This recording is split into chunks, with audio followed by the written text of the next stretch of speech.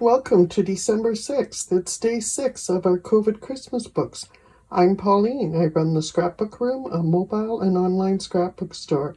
And I offer inspiration and friendship in the Scrapbook Playroom, a private Facebook group for paper crafters just like you. Let's get started. What are you baking this year? For today's prompt, I'm inviting you to share recipes. Take a picture of something you bake. How much do you usually bake? Are you cutting back? Are you sending any baking out to anyone? Do you usually stock up at bake sales? Here's a page I did on shortbread, and I even included the recipe here and a little note about it being a tradition. Do you get your holiday fix by baking for charity bake sales or to ship to distant family members? I made this batch of fudge one year, my grandmother's fudge, to bring to Southern Ontario with me. It's also something I've often made for bake sales, following in my grandmother's footsteps. So are bake sales even a thing this year? Are church teas or sales happening? If so, how are they different? And if we aren't having big gatherings, what are we going to do with all the baking anyway? Maybe you've taken up baking with all your new stay-at-home time. How are you dealing with pre-Christmas cooking routine this year? But forget baking if that's not something you do. Is there a Christmas treat you must have? How about chocolates? Chocolate orange, turtles, or something else? I'm pretty sure that the wrapping from this chocolate orange would be perfect as a background on a page. And these little After Eight mints, I kept the little pockets, and they're perfect to tuck little notes in or other little items. Now I'm kind of thinking I should open one of these. So would you say you're more willing to overindulge since COVID, or are you more conscious of what you eat than you were before? Is there a Christmas candy that's on your must-have list? Anything you seem to only buy at Christmas? Tell all in your journals. What about special memories of a certain treat? I loved these little penguins I made one year. I'm happy that I recorded them in my journal, and I even have the instructions for how to make them. If I ever wanted to do it again, they were a little fussy, but it's still documented. My baking memories go back mostly to my mom and Christmas cookies, and also Grandma's donuts and fudge, as I said, are must-haves during the holidays. I typically like to include a recipe with my baking photos. I've added a bunch of new recipes to my Christmas 2020 Pinterest board. Perhaps I'll try one of those for my journal this year. The whole process of baking, or at the very least, ending up with a plate of yummy cookies, always makes a great photo. If you're digging up baking memories from your photo vault, remember to include photos of the baker or whoever else the memory brings to mind. Yesterday I posted about us doing a virtual cookie exchange in the group. You could use that for your page. In my mini album, I've prepped a page ready for a couple of photos. I've left a corner. Let's get to the page here. So I've already glued on 2 photo mats. I've left a corner unglued here so that a picture could tuck under if need be. I was going to add these little ho-ho-hos to the page, but I decided they took up just a little more room than I wanted, so I found a small cutout that says comfort and joy. Now, if you look closely, you can see I fussy cut this out.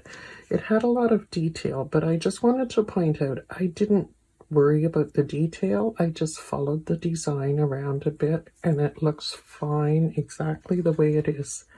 So that will get pasted here in my book, and the mini album page is done, and I will be right back with today's tips. I'm back with our tips. We don't always want to handwrite a recipe,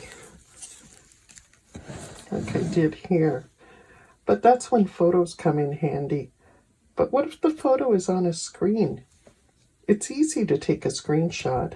And screenshots are a technique that could come in handy. I'm going to show you a couple of samples here of screenshots. These are not in a Christmas album, but they're pretty good examples, so I wanted to show you. The first one is a meme that I saw on the computer, and it just really fit my COVID book at the start of summer, so I wanted to use it. So I did a screenshot, printed it out, and here it is. My second one here was on Noella's social media, and it was her talking about her baby, and I just thought it was really sweet and related to COVID, so I had to grab a screenshot and print it out. And again, one more in this book was on an app called Snapchat. I'm not sure if any of you have used it, and we were all having a family group chat. But after an hour or so, it gets a little monotonous. And they have these silly little things you can put on your head, and everybody started doing that. And it was kind of fun doing screenshots of those, and then I printed some out and included them in my album. So yeah, lots of things you can do with screenshots. Now, I want to show you how I would go about this. So I have my phone here, and I'll show you. This is on Twitter. It was a screenshot of a conversation with my daughters about Christmas lists that I wanted to save. I wanted to save it for a couple of reasons. One, for the potential gift ideas, and two, because I knew I'd want to document their wish lists in some way in a scrapbook. Besides, it is fun to see other people's wish lists. They can provide you with good gift ideas for other people too. So printing out something like this is also a sign of the times, and it's something we take for granted right now, but someone looking at the album years from now might get a chuckle out of it. Some of you may be thinking, what the heck is a screenshot? Simply put, it is a picture of whatever you're looking at on a screen, whether it's on a phone, a tablet, or a computer. On my iPhone here, this is my older iPhone, so to do a screenshot, I would need to press the start button, this button down here, and on the side. And if I go like that, and there it is down here. Now I touch, and it comes bigger, and I need to, oops, done. And when I click done, I have the option to save, and I'm going to save it to photos. That way it'll be easy to find. If I go over here to my photos, get to my album, and there it is right there. Now, if I was using an iPhone 10, I would have to click here on the right side, right here, plus on this side simultaneously. So like this. But yes, that would be it. It would do the two sides, and that would be your screenshot. Now on a computer, there's a print screen or a print PRTSC button, and I'm going to move the camera for a minute so we can take a look at this.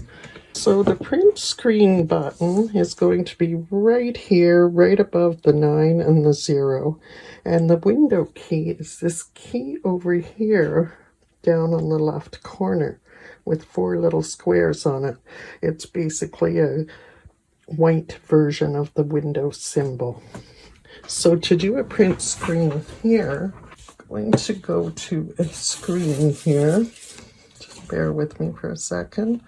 Okay, and I would hit the print screen at the same time as I hit the window key, like so. And that would screenshot it. When I go over to my folders, this is my pictures folder. I go into the screenshots, and there's my screenshot I just took.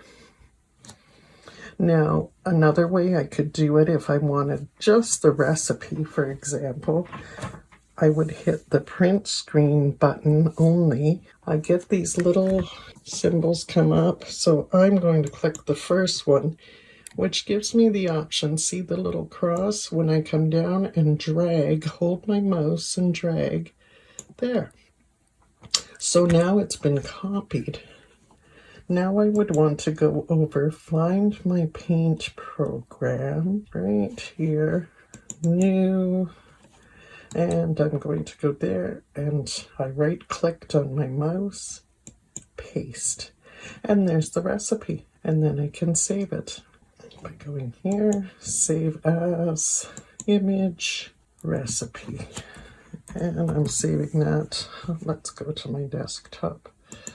There we go, save, and when I go to the desktop, there it is right there. I have a bit of a messy desktop, so it took a minute to see, but there it is. Now I have a photo that I can print out and save. So bear with me, I'm just going to move back to the computer here.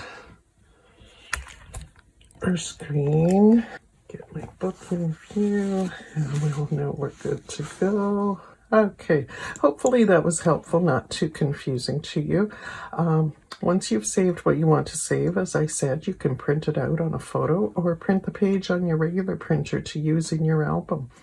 I've got a link up on the screen now where you can go to read more about screenshots on a PC.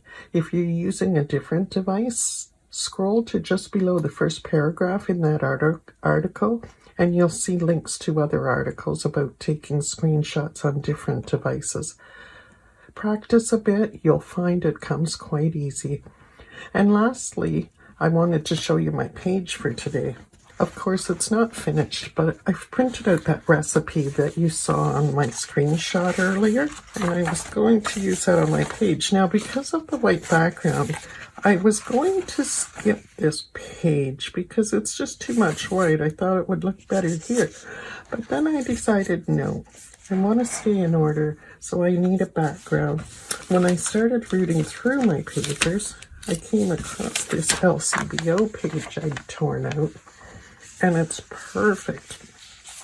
I still will need something for the background, perhaps something like this, where I'll put that on there. I will cut out the words "Cheers to the Holiday," and I think the little bit of greenery at the top and bottom will be a perfect accent for this page. And I've also made myself a note to take a photo of the drink once I make it, so I'm including a little sticker with that note to myself. Now I have a special trick I'm going to do to use the greenery and the title here, but I will save that for tomorrow. So I will see you then. Have a good evening.